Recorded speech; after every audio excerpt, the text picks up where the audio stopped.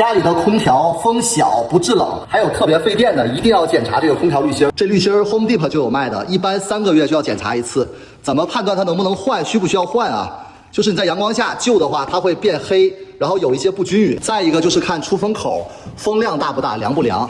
就这种不贵，几十块钱在 Home Depot 就有卖的。换完之后，第一是省电，第二空调也会更凉，第三对于空调的寿命也是更好。这是我们 Arcadia 翻新的一个6000尺豪宅，这些细节我们都要帮屋主做到了。